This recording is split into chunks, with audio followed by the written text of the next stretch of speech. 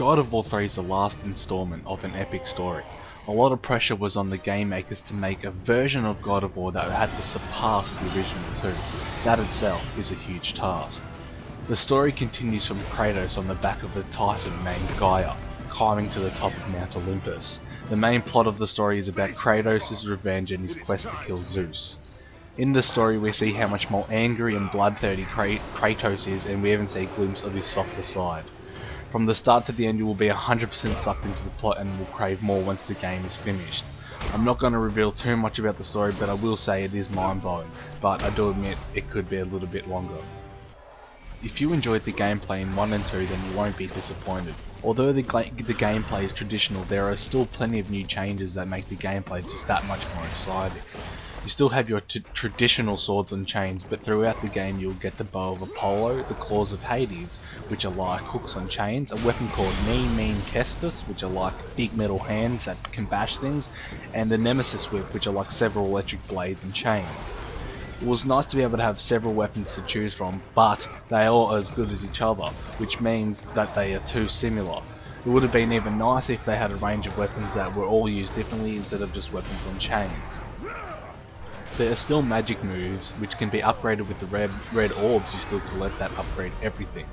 You still find organised feathers and horns that upgrade your life and magic.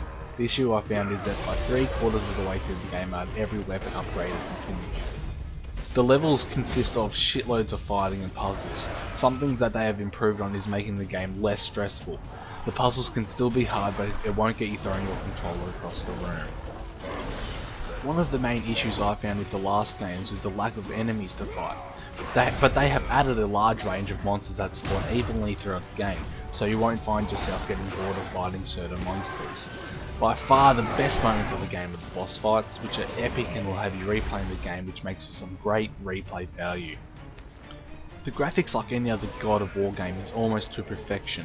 Everything has detail, from the nose hairs in Zeus's nose to the stunning and beautiful backgrounds and scenery throughout the game.